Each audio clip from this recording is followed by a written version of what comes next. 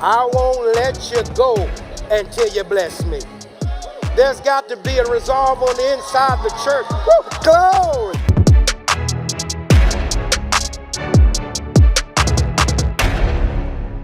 Yo, what's up? I'm Joe Marshall, Creative Director of VCMI DC. I'm here to let you know that starting in February, we are launching a brand new event just for you, and it's called the Comedy Lab. Yeah, it's gonna be a live stand-up comedy show featuring myself and some of the best comedians in the DMV. God has a sense of humor, so why can't we? So I want you to get your tickets today. You can get them at vcmi-dc1.org, or you can scan the QR code on the screen right now. The Comedy Lab. Clean jokes, real topics, great laughs. We'll see you on Friday, February 23rd at 8 p.m., but the doors open at 7:30.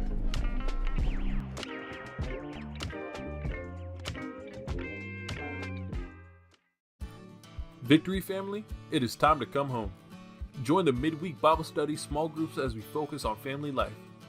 Small groups will be held in person only for the month of February. We look forward to meeting you here each week at 7 p.m.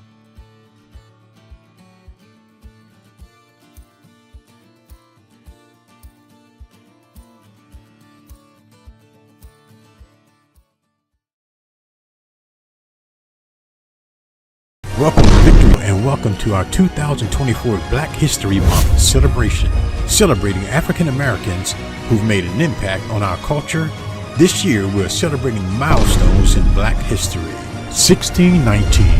1619 brought slavery to the United States. In the 1700s, anti-slavery Northerners began helping enslaved people escape the North using a network of safe houses. This was called the Underground Railroad, led by the great Harriet Tubman. In 1831, William Lloyd Garrison, a journalist who founded the abolitionist newspaper, The Liberator, became known as the most radical of America's anti-slavery activists. In August of 1831, Nat Turner struck fear in the hearts of white Southerners by leading the only effective slave rebellion in U.S. history. Turner inherited a passionate hatred of slavery to see himself as anointed by God to lead his people out of bondage. The early 20th centuries brought the Harlem Renaissance. The Cotton Club was one of the most successful night venues of the Harlem Renaissance, with artists such as composer Duke Ellington, bandleader Cab Calloway, Bessie Smith, the Empress of Blues, jazz great Louis Armstrong, and one of the greatest writers of all time, Langston Hughes. 1941, African Americans in World War II. African Americans fought what was called the Four Freedoms: freedom of speech, freedom of worship, freedom from want, and freedom from fear. 1957. In 1957, after the Supreme Court declared segregation of public schools illegal in Brown versus Board of Education in 1954, Central High School in Little Rock, Arkansas was integrated. 1963.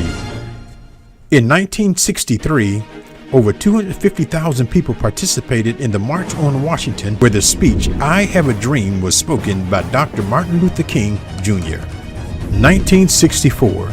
The Civil Rights Act was passed in 1964, prohibiting discrimination on the basis of race, color, religion, sex, and national origin. 1972. Representative Shirley Chisholm of New York became a national symbol of freedom and opportunity as the first major party African American candidate and the first female candidate for President of the United States. 2001. As the first black chairman of the Joint Chiefs of Staff, Vietnam veteran and four-star U.S. Army General Colin Powell, the first black Secretary of State. 2008. Barack Obama was inaugurated as the 44th President of the United States. He is the first African American to hold that office. 2021. Kamala Harris became the first woman and first woman of color to become the Vice President of the United States. 2023. Recently named to Time's most influential people in artificial intelligence, Timnit Gebru has become an icon in responsible artificial intelligence. She is the founder and executive director of the Distributed AI Research Institute, as well as the co-founder of Black AI, a community of black researchers working in the field. Let's continue to honor those who are making an impact in our culture as we celebrate Black History Month 2024.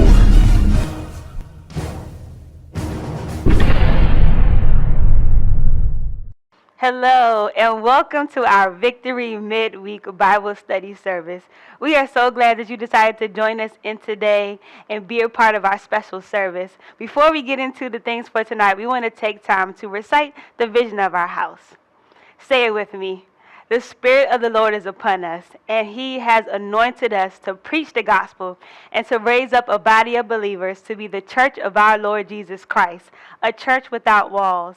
Our goals are to teach the Word of God so that at any time we can see the Word, hear the Word, and understand the Word of God. We can be converted into that Word that we see, hear, and understand. And once we are converted, we can now strengthen our brethren and as witnesses declare with boldness, as Jesus is, so are we in this world. As much as we love that you've tuned in here, look, if you're in the area, it's not too late to come and meet us in the house at your location. We're doing something special in the house, but it's only for those who come in person, where we're having special small groups for both married and single people. So meet us here if you can. Look, tonight we are kicking off February with a special series on relationships and family life. And we have a group of men of different ages, both married and single, that are going to be discussing some important questions in regards to relationships. So let's just join in on the conversation and just grab some nuggets that God wants to get to us tonight. Well, I want to welcome you once again to another Mighty Men of Valor panel, and we've been talking about relationships, and one thing I realize is that we don't know very much about relationships, except that we've had to be thrown into the fire and then come out with some kind of thoughts about what relationships look like, how to make them work. And so I've put together this great panel, and so that we can talk about it. I have single people, I got married people, and I'm going to have them introduce themselves, and I'm going to start with my left here. Charles Robinson, otherwise known as Butch. Aaron. My name is Rick Pena, and I'm from the Woodbridge campus. My name is Raja Hilliard, and I'm from the Suitland campus. Ian Clark from the Woodbridge, Suitland, and all over. And so these guys are going to help me to possibly answer some questions that you're having. I know that the last panel discussion we had, we were given some questions that we would love to answer. But before we get to those, I want to just kind of set the mood for this. And let's talk about, what the climate of relationships look like today. And I want to get that from a perspective from singles as well as the married people. And so I want to ask the single men, what does the climate of relationships look like today for single people? Go ahead, Mr. Brazelton. The climate of relationships today, it is, I think that most things don't change significantly from the past, but I do think that there's a little bit of differences. You have technology now and social media. You have all of these forms of, false intimacy, quick relationships. It doesn't take as much to, get a chance to know somebody or to feel like you know somebody. And so that plays a role into, I think, people my age's ability to develop relationships and to kind of find and have genuine connections. And that can be a hurdle that I think we uniquely face today that may not have been present in the past. I would definitely have to agree with Aaron. I think we lack a lot of, today, a lot of times there's a lack of communication within relationships. There's a lack of taking the time to develop an intimate relationship and actually respecting who a person is, where that person comes from, what their background is about. It seems like today, relationships are microwave relationships where you just take something, you put it in a microwave for 30 seconds to a minute, and it comes out, and you either eat it or you throw it away. And I think that's kind of like the climate that we have with relationships today. Microwavable. Yes. I got another question, to the single men. As single men, how important is it for you to work through problems with your potential mate, and when do you move on? I'll start. I think it's really, really important for us to work through problems immediately. When a problem arises, I think it's an opportunity and a time for us to address what's going on inwardly with ourselves. Especially like with my girlfriend, I've realized that if we're going to do life together and if we're committed to building a relationship of intimacy and working in harmony with one another, it's important for us to address those concerns, address those if any red flags pop up, or just any type of problems that may arise, so that we can have good communication, so that we can have good relations to one another. And I think it's time to move on. I think it depends on the situation when it's time to move on regarding something. Like, for example, if she expects for me to plan a date night twice a month, like I'm responsible for planning a date night twice a month and she's responsible for planning a date night twice a month. If I miss the mark maybe 1 month and don't take ownership of planning a date night, and she picks up the slack and ends up planning 4 date nights and such, I think it's time to move on in a sense as far as, excuse me, let me get my thoughts together. Like, for example, if I was badgering, if she was getting too upset about me not planning something, like if she was getting too upset with me not making sure things come together, like it might be appropriate for her to just pick up the mantle and say, okay, I see you must got a lot of different things going on right now. You must have a lot of different things on your plate, but I know that you actually do care about me. So I'm going to pick up these next 2 weeks and stuff, and I'm actually going to plan something out. So yes. So my question is, for you personally, when is it time for you to move on? Are you saying move on from the relationship, yes, or move on when from you the have, problem?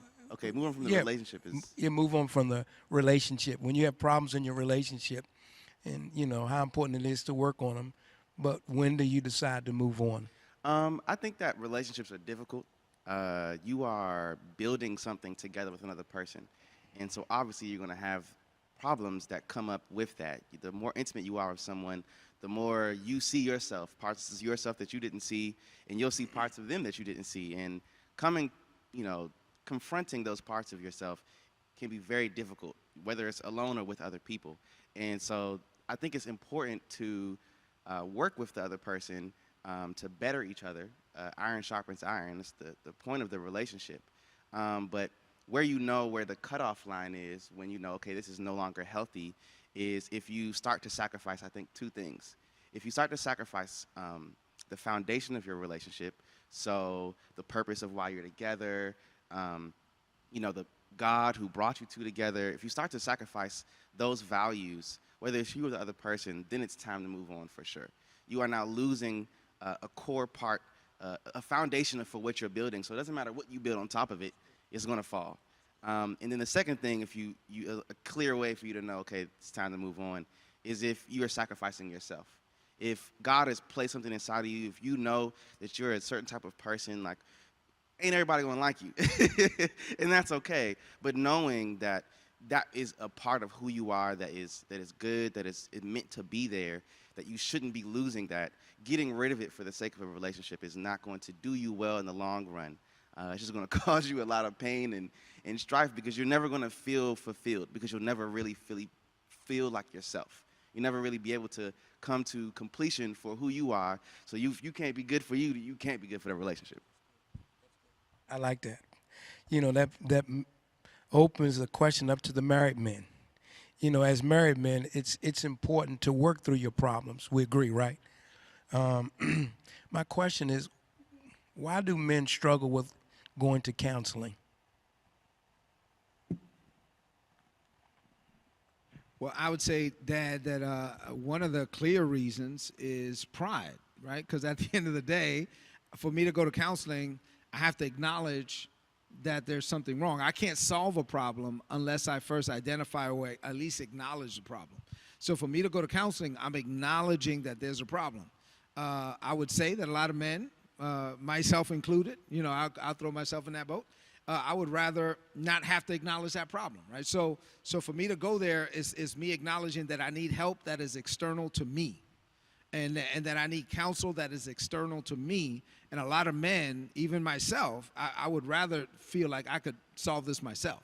And so I would say pride has to be one of the major issues, right? Because now I'm saying, man, I'm not good enough to solve this, so I have to go. And then another problem is that when you introduce, for men, they don't like this. I know I don't like it. When you introduce somebody external, now that person can point out things in you that you don't want pointed out.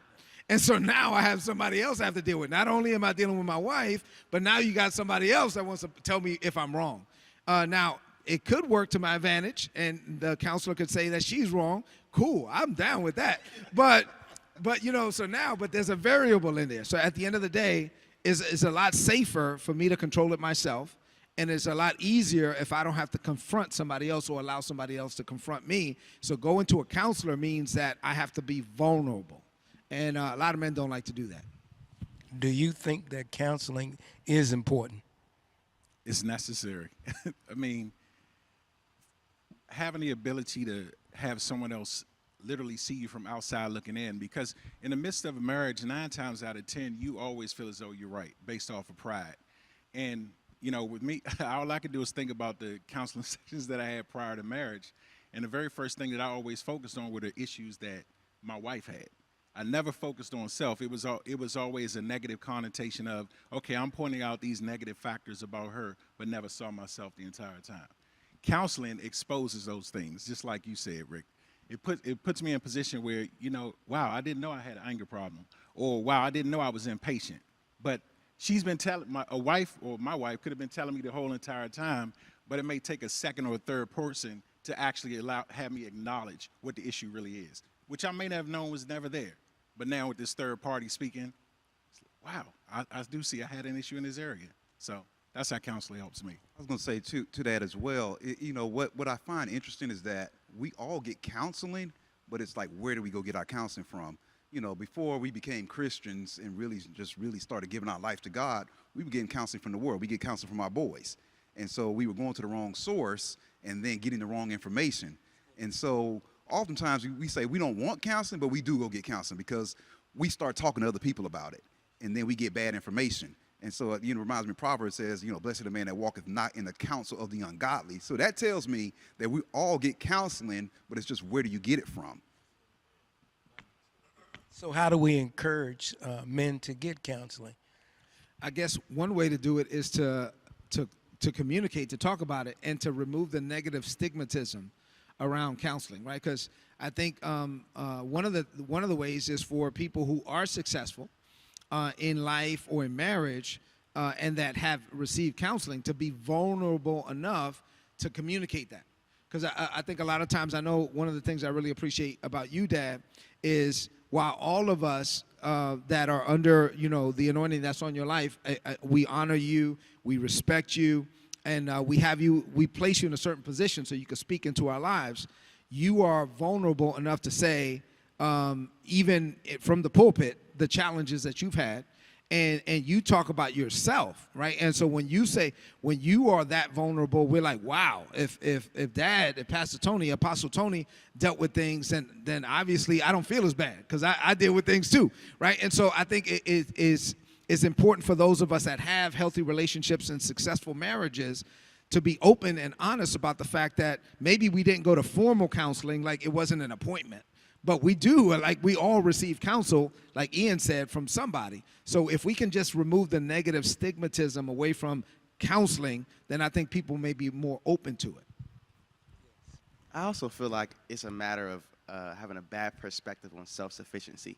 I think as men, we get taught to handle everything ourselves. It's, hey, you got to be a man. And to be a man means that you can deal with the life as it gets thrown at you. And so when we run into situations that we can't deal with, We don't know to go to anyone else or to communicate with others or to seek the answer outside of ourselves because that's weakness or because that's not even an option. And so a lot of times we can shoot ourselves in the foot because the answer that we need to solve all of our problems is not something that's found within ourselves. Especially as Christians, man, we should know that we aren't self-sufficient. We all rely on God.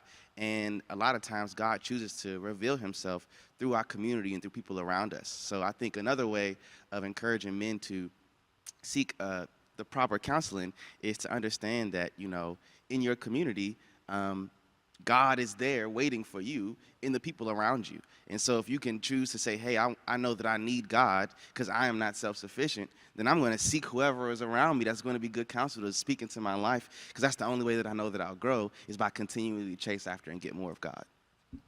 That's good. It reminds me of something that happened to me personally. I was among a bunch of preachers, and they were all telling their stories of their children. And they were rough. And I heard how bad theirs was. And, man, I got healing off of there. I'm like, man, mine is good then. But that's why I think we need to have community. We need to talk about it. Hey, listen, you're not the only one that's struggling with some things. You're not the only one having some challenges with your children, challenges with your relationships. And I think you'll find healing when we get a chance to talk about it. And that's what we want to do in this panel discussion, is to talk about these things so that we desire that you will be healed as a result of it. I want to ask this question. I've been talking about the illusion of control, because to me, control is just an illusion. You really don't have control of anything. And people who try to have relationships where they're controlling relationships, they're just setting themselves up to be just totally aggravated and agitated because, God never called us to control outcome in our relationships. And so I've used this statement that the course and quality of life will be greatly influenced by what we're willing to let go. I say that the course and quality of our life will be greatly influenced by what we're willing to let go. So my question to my panel discussion people is, what are some of the things as men that we need to let go to have healthy relationships? Well, I go back to what Rick said earlier. I think the first thing is pride. So oftentimes we have so much pride built up inside of us that we feel like we need to be in control of everything that we're doing or everything that's in our environment, everything that's in our vision. And so if we learn how to let go of pride, which is very difficult oftentimes, honestly, and it could be pride in your relationship, it could be pride in the church, it could be pride in your job. Pride will cause you to fall. And I guess the scripture does talk about it. Pride goes before the fall, and great is that fall. So you have to be able to say, okay, let me be vulnerable and be naked again before my spouse, before whomever I'm having a relationship or an encounter with. That will allow me to allow people to see me for who I am. Oftentimes, the way I grew up, you always heard, what happens in this house stays in this house. That's a pride thing, because we don't want outside people to see what's really going on the inside. And so if I would say you get rid of pride, then it allows you to be naked before your spouse and then allow you room to grow. I would say, too, that, I was raised in a culture where men are in charge and really in a male chauvinistic type culture as a Dominican. And even to the point where there's a lot of things I didn't do as a young man. I joined the Army. I had never washed a load of laundry. And so, my shirts came out, all my white shirts were pink. I'd washed it with some red in there. So I never ironed my clothes before. I worked, but those things I just didn't do. And the way I was raised, like, women do this and men do that. And in that type of culture, the challenge is that, you're told you're in charge. You're the man. You're in charge and all that. And so to the point of the question is, what do you have to let go? Like, I know for me, I had to learn how I don't have to always get the last word. I don't always have to say or if you meet people that say, hey, I'm in charge. I'm in charge. I just want to let everybody know I'm in charge. Well, then if you have to keep saying you're in charge, you're probably not in charge, right? And so there was a lot of things that I messed up because I was always like, hey, I'm the man, or I'm in charge, or I have to get the last word. And then I would say something, and then if my wife would say something, then no, I'm getting the last word. And so at the end of the day, like, you have to learn how to just rest in the fact that you are who you are. God has called you to be who God has called you to be, and you don't have to force it on anybody. If you just learn how to become that person, people will honor it, people will respect it. And so you have to literally die to self and the things that you learn, like me, from the world that were not like God. I would say I noticed that sometimes throughout life you're going to go through some difficult situations. You're going to encounter different pains and different things within your life. And one thing I've noticed, like within my relationship, I had to let go of that hard heart towards being receptive to love. And one of the things is God will actually use that person, your spouse or the person that you're dating, to experience a deeper depth of his love, to experience his heart towards you. And if you hold on to that hard heart, or you hold on to you're too masculine or it's too masculine to receive love, then you won't be able to experience another depth or another dimension of who the Father is. And I think being vulnerable and being receptive towards love is one of the biggest things that we could teach our young men, and specifically teach individuals within relationships. That's good. You know, women in your generation, in your culture, well, men were taught to be in control. But today's women, they want to be in control. So that wouldn't work in today's culture. The women are aggressive. They know what they want, and they're trying to dictate pace, dictate control. So how do you deal with that with today's women that are not like, you know, you were brought up that men should be in charge. Men should make the decision. Men should make control. We know that's totally different now. So I mean, how do we deal with that today? How do we help relationships to be successful when it doesn't work that way anymore? You know that. Women are not like that today, right? They're very aggressive, right? Can you speak to that a little bit? I think it's kind of like twofold, because I can't, speak for all women, right. But for a lot of women that I know, you're right. They are choosing to take or wrestle back control. The dynamic between the relationship has always kind of been, like you said, male chauvinistic, and the male is going to be, I'm in charge, and the woman's like, okay, yeah, you're in charge. And a lot of women I've found that are, like you said, being aggressive, or, saying, hey, like, being, maybe a little bit more like harsh about like what they're willing to kind of give, and being more, demanding about what they say that they want and what they need. A lot of them aren't, they're still looking for a man to take care of their needs. They have not gotten too far away from the tradition. It's just that because, thank God that, they have been encouraged to say, hey, you shouldn't have to put yourself on the back burner. It just so happens that they're maybe like pushing it a little too much on the perspective of having to be aggressive, and it has to be combative towards people. But for the most part, once they have settled their heart that you're the person that they like, then they're like, okay, you're the man. You should be doing this. You get the same expectations. I'm aggressive with you, but I also want you to handle everything. So to combat that is, especially as a man, I feel like being able to be vulnerable first. A lot of times women have had to be vulnerable first. They're the ones that have had to make the sacrifices first. They're the ones that have had to, be like, well, I'm trying to get my husband or my boyfriend or whatever to go to counseling with me. I'm trying to get them to look for help. I'm trying to get him to open up. Well, I feel like as a man in this day and age, dealing with that, I feel like for me, it's like if I can choose to be vulnerable first, if I can lead us in being vulnerable, then they don't have to worry about putting up a combative front to get what they want, or to feel like their needs have to be met. The only way they can be met is if they fight me for them. It's like, no, if I tell you, hey, I'm ready to step to the plate to meet your needs and to get a chance to know you and to build a connection with you, then you get rid of all of the need for the tussle and the fighting. And I found that they're very willing and receptive to doing that, for sure. So what's your viewpoint on aggressive women? I personally like it. I'm not gonna lie. I I'm a very straightforward type of person. So if you come to me and you like, hey, I like you, I want you, and this is, you know, how I am as a person, and I want you to get a chance to meet, to get a chance to know me, and I want to get a chance to know you, then I'm gonna respond very positively to that. The only time it really becomes a problem is, like we've said before, like people having past hurts and past pains.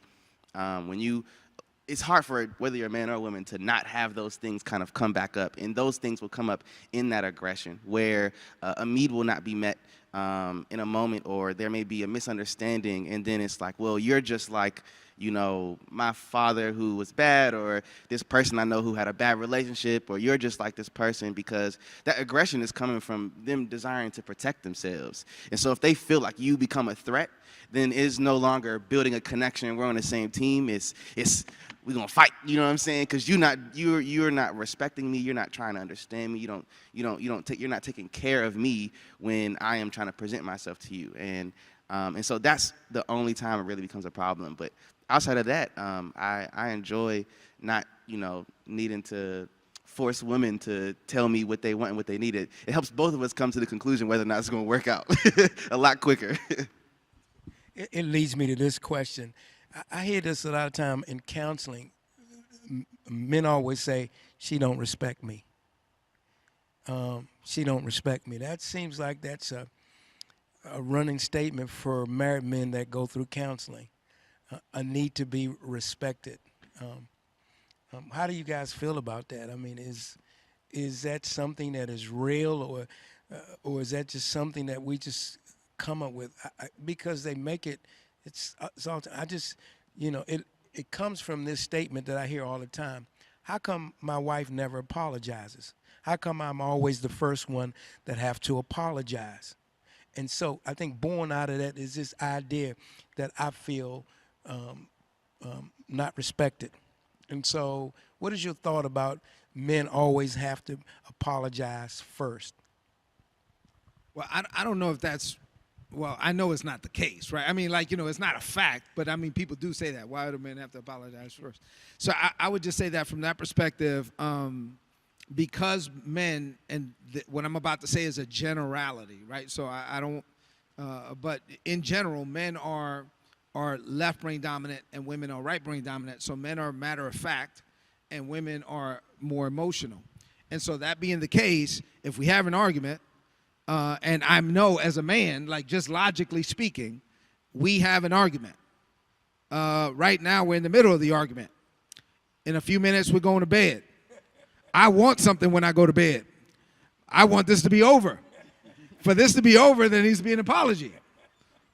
I apologize. You know what I mean? Hey, I will knock this out. Because it's just a matter of fact. For us, it's black and white. I don't care. I do whatever I got to do to get ready for tonight.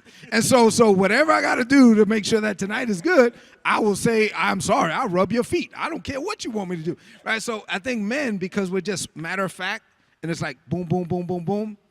Whereas women, they have to, the right brain dominant, they have to go through this whole experience. Like if you left the toilet seat up this morning, you left the toilet seat up, and now you didn't call her all throughout the day, and then now you talking about, hey, he was like, no, you left the toilet seat up this morning. You can't even remember what you did 5 minutes ago as a man.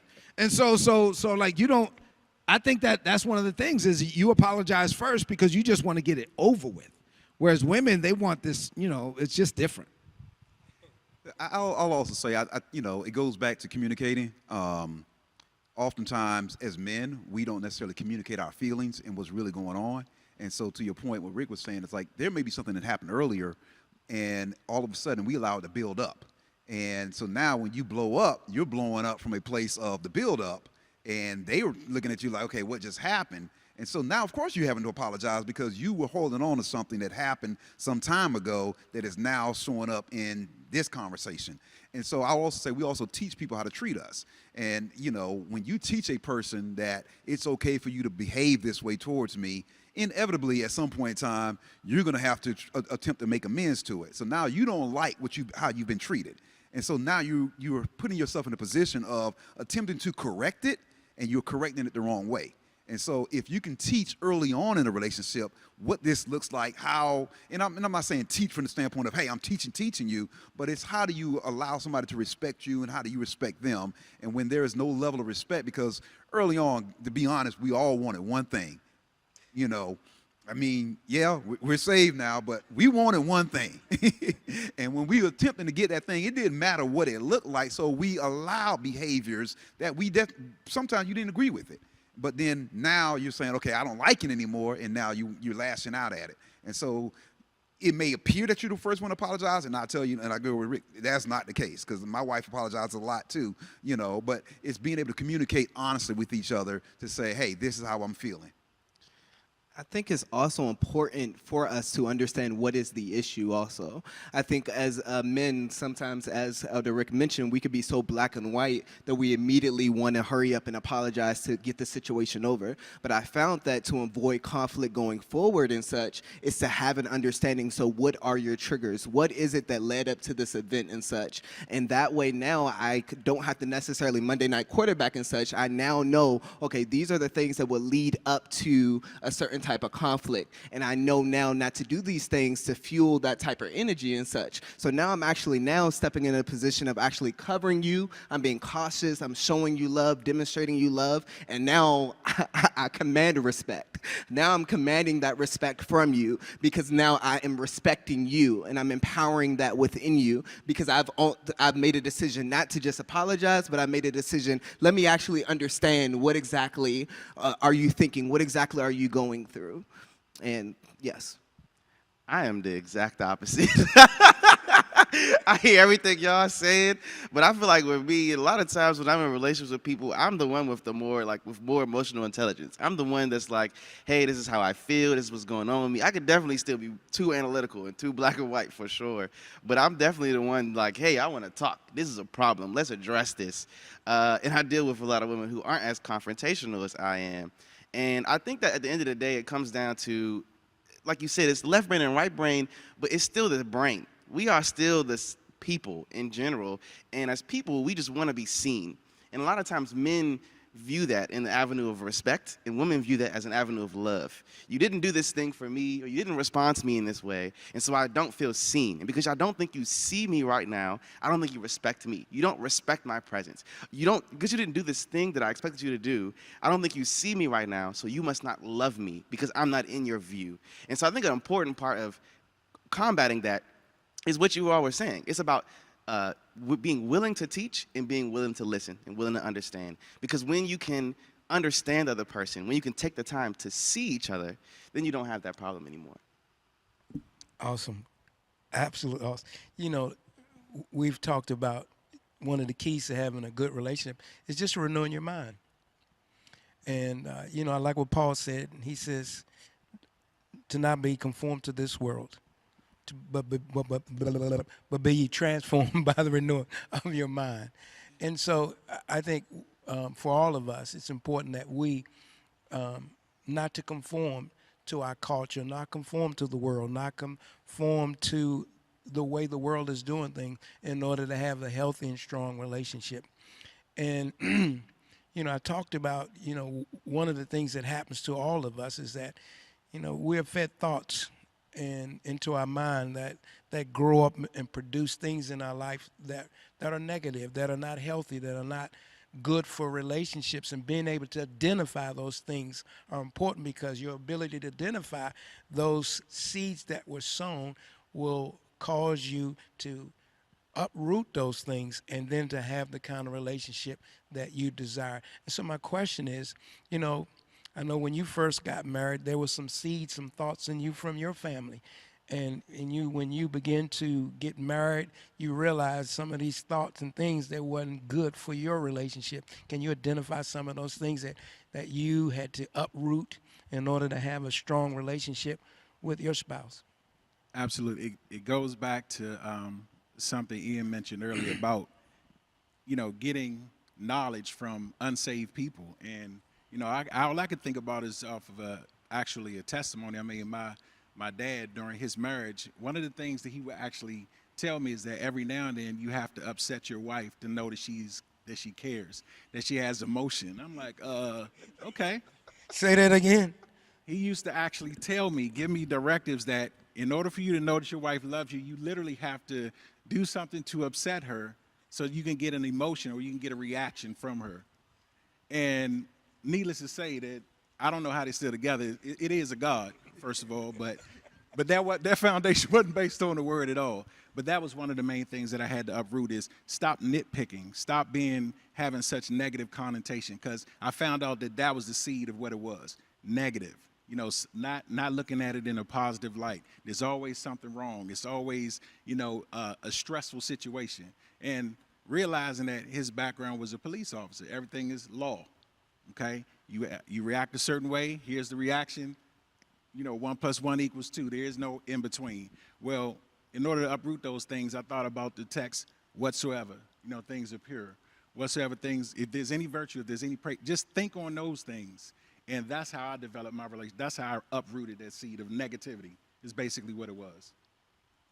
Yeah, Dad, I'll mention too, I was just thinking here, I got so many examples because I was raised with a pretty strong culture that a lot of those things are not like God, right? But I'm just saying, so I'll give you 2 quick examples. One is I get married, I go back home to New York, and I go to my aunt's house, and one of my cousins, she's beautiful, and so she always had pretty friends, right? Like, pretty girls, they stick together. So I'm married now. I'm there with my wife, and my cousin is there with all these girls. And so my aunt is like, oh, which one of those do you like? I was like, hey, I'm married. And she was like, psh, you can have a chick on the side. And I'm like, what? And so this is like coming from my aunt too. Like if it was my uncle, I could understand because he did that. But I was like, so why would it come from the woman though? Like it was so ingrained in the culture that they expected. Like it was almost like she was like, oh, you think you better than us now? Like you not gonna have a chick on the side? I was like this is so messed up. Like your thinking is so warped, right? So that's one thing that was just straight up crazy. Another one was I take care of my kids, right? So I change diapers, Pampers, or I cook and stuff like that. Oh my God, I do that. And my cousin's like, yo, what are you doing? Like, you are setting the wrong example. Like, don't be doing that around here. People are going to get ideas and stuff. Like, what is wrong with you? Like, I was like, you wiping bottoms and stuff? No, don't be doing that. And so, then my family, they would tell my wife, they'd tell Isabella, your husband is not Dominican. Your husband is not, like that, because that, from a cultural perspective, as you're a man, you don't do none of that. Like, you don't have to worry about, you have kids, but you don't have to, touch them and clean them and feed them and none of that stuff because you're a man. And so these were things that I had to unlearn to be successful in my marriage. And I'll add to that because I'll definitely say from a cultural perspective. I mean, I grew up, both of my parents are Jamaican. I was born in Jamaica, but I grew up in the States. And so you see a lot of strong, roles that are played. Like the man does this, the woman does that. And, even though we saw a lot of that, in my relationship, none of that would have worked. My wife was out there working and doing everything else, so it was like I had to be able to start learning how to cook. And well, I knew how to cook. I taught my wife to cook actually. She'll tell you. So when it was all said and done, it's the roles that we think traditionally that we have to play. It's like all of that goes out the window in this environment. And even to the point of seeing generationally what I had to go through. My dad had a spirit of anger on him. And, and I talked about it last week about that spirit of anger. And so that anger came on me. And then when I saw it in my son, it's like, okay, look, this got to stop somewhere. And so, one of the things that I saw growing up was I saw the physical abuse. And so it's like I said to myself, I did not want to be in that realm at all. And that happened one time while we were dating. And I'm like, oh, my God, like I said, I will never be this guy. And so since that point forward, it never happened again. And so you have to, again, what you're saying, be transformed by the renewing of your mind. Literally had to make a decision that this was not going to be my life. I did not want that at all. One of the other decisions I made was to what Rick was just sharing about was having, all these kids all over the place, being able to have women on the side. And I just said that wasn't going to be me, and I have a brother that is, maybe a couple years younger than me. And there's at least 3 or 4 baby mothers that I know of. And I was just like, okay, that's not going to be my life. And so, again, you have to make that decision and just say, okay, God. And, again, it's whatever words that we say, what we speak, right? So I spoke the word that this is not going to be me, and then you start living by that. So you got to get rid of some of those, generational curses and the mindset of this is what traditionally a man and a woman should do. I want to ask this question. What stereotypes about men that you want women to know that is not true about men? I would say one is that we don't have any feelings. I think a lot of times, and I think even we as men, we kind of portray this too, that we don't have any feelings, and it's always said that men, they don't feel anything. They're just straightforward, 1, 2, 3.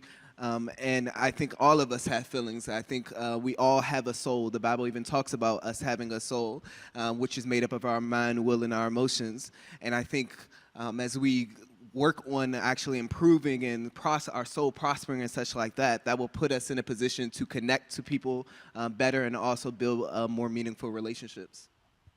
I have this question. As single men, what are the rules of engagement in dating as a Christian? What are, if you can, the do's and don'ts, if they do exist?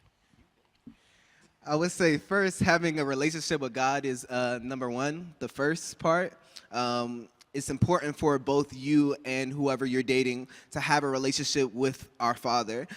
Starting from there, from the beginning, will help you begin to develop an understanding of who you are, to actually begin to know what the Father has said about you. And as you discover who you are and such, then you can, get some insight as to, okay, what exactly do I like? What do I dislike?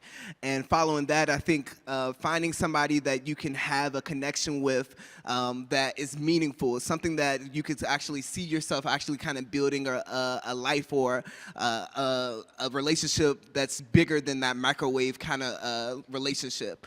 And then actually working on that intimacy. Now you're going through a journey. Now I need to figure out exactly, who your family is, where are you from, what's your background, what are you studying, what exactly do you want to accomplish within life. You're building now something together, and you're trying to see like whether or not you all can coexist, but throughout all of this, you're keeping that relationship with the Father first, and then He ends up producing the outcome. I think some of the don'ts in that would be trying to, of course, be controlling, trying to force something to happen, trying to make somebody love you, trying to make somebody have this connection with you.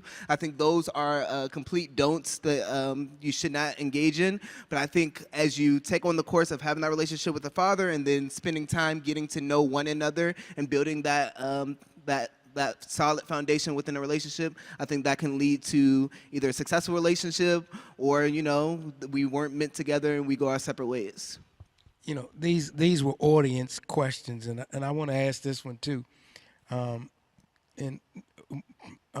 What to do when you have a bitter wife and she alienates the children against the father for her gratification?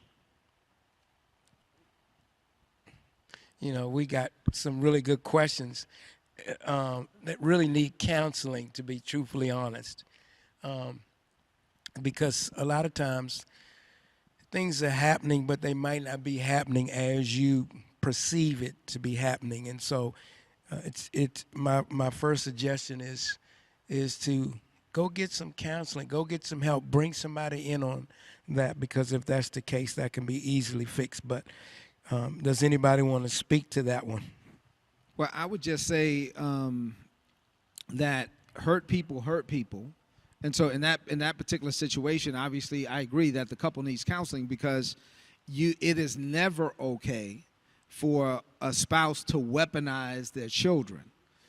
So basically, now I'm gonna turn the kids against you, or I'm gonna use the kids as like a pawn on the chessboard, and use the kids to maneuver what I want to get what I want out of the relationship. That's manipulation. That's not really a healthy relationship at all. So in that type of situation, I would say, yes, you do need counseling. You need somebody to intervene. And you need both of you, obviously. There has to be a certain level of healing for that, so that the kids are not impacted as well. So not only do you want the marriage to survive, but you don't want there to be lasting impact on the children, to where the children acknowledge and recognize that they were actually used as weapons against their own father. That would be terrible. That is so true. Here's another question that came from the audience. How do you deal with disagreement? Dealing with disagreement is simply just having open communication. It's literally being honest. You know, Roger said you got to be emotional. You have to be transparent. You literally need to be able to have a conversation with your spouse and being real about it. Now, one thing I will say is raising your voice is never going to solve anything. And so getting into your emotions from the standpoint of anger or being upset is not going to resolve it. You have to have a conversation and just having an open conversation. And oftentimes you may just need to remove yourself from that situation at that point in time. So if something just rose up, maybe you're not going to talk about it right then. You can resolve and say, let's just table this for the next day and then go on a date. Set aside a time when you can actually talk about what that trigger was. And I would also say, understand your triggers. You know, a lot of times we get caught up into situations or emotionalism, which causes us to be angry and not recognizing what that seed of anger was. And so if you can begin to recognize what those seeds are, then you can get rid of the seed before it begins to blossom into something that you can't control. I will also say that what I'm about to say is not going to apply to 100% of disagreements, but it does apply to probably a lot of them, and that's just go back to the word. So one of the things that Isabella and I have is this agreement. We have an agreement that the word is the final answer, right? So if there's something, like you got to have something that's common ground. I think Butch was talking about somebody that was a police officer, right? You always go back to the law. So whatever the law is, so somebody's right, somebody's wrong, you know? And so we used to sing this song, the Bible is right and somebody's wrong. And so at the end of the day, if one of you two is against the word, then whichever one is lining up with the word is the one that's right. End of story, right? So you go to the word. Now, like I said, it's not going to apply 100% of the time, but if somebody is like outside of the word of God, then you have to be like, okay, listen, the word is the ruler by which we're going to judge decisions. Let's go to the word. I would just also add, be willing to compromise. Just be willing to find a middle ground. If there's some type of disagreement that we have, you have to be willing to kind of work towards some type of resolution that we both can get something from it. So I was going to ask Elder Rick, so if going back to the word, so what if the guy says, the Bible says the man is the head of the house, and we're just going to go by the scriptures and that's it? Yeah, so that's not really compromise, right? So at the end of the day, that's like saying, big joker, bam, let me just use this one scripture. No, I mean, I'm just saying, like, you have to, like, be reasonable to have a relationship without question. I think that anything that's going to be good in your relationship has to be built. And so naturally, with anyone you come across, you're going to have disagreements with them. Why? Because you're your own person. You have your own set of experiences, your own life that you've been through. And so if I talk to somebody long enough, we're going to figure out all the things we disagree about. And so where you go from there is you start to build agreements. Does that mean at the end result of our conversation, of us being vulnerable, of us speaking, that we're going to say, hey, we've all come to the same conclusion as far as how we view the world? No, you're not supposed to become the same person and view everything the exact same way. But you learn the person in that disagreement, and you work together to build an agreement based upon what you learn about each other, where you take the strengths of what both of you have to bring to build out the desired, the better outcome. The best parts of both of you come together to make an agreement. And a lot of times, some of those things can be easy and it's nice, but it becomes very difficult when some of those disagreements are like parts of us, where we're like, well, you know, my daddy, he did it like this, and you know, and you feel very strongly about that. And that even goes back to just things that we have to learn to lose, things we have to learn to just loose, is not being so tight on our own perspectives and learning that in our relationship that we are more committed to building something than keeping something that we had. That's very good. I hope you enjoyed that special men's panel as much as I did. They were really sharing some important nuggets in regards to relationships. I hope you walked away with some things you can consider and both apply to your life. You know, the most important relationship that any of us could ever have is our relationship with God. And so if you have been watching tonight and you say, hey, I want to connect with God, I want to establish a relationship with Him, then we would love to pray with you for that. There's some information that's coming on the screen, and if you reach out to us, we would love to give you a call and pray with you for whatever it is you would like prayer for, whether that is making a decision to invite Jesus into your life for the first time, or rededicating your life to God, or prayer for anything, or just connect to our ministry, you can do that by the information that's on the screen. And tonight, we don't want to close out this time that we've had together without giving you an opportunity to give. Look, every time we gather together, we always want to take time to sow into the kingdom of God and what God is doing in the earth. Every time you sow, you are believing God for Him to do something great in your life. And He's given us a promise that He will do just that He will open up the windows of heaven and pour you out a blessing. It is totally supernatural to sow something with our natural finances and see God do something supernatural as a result. And so there's some information, again, coming up on the screen about how you can give and sow into the work of God. So join us here next week as we continue on this special topic of relationships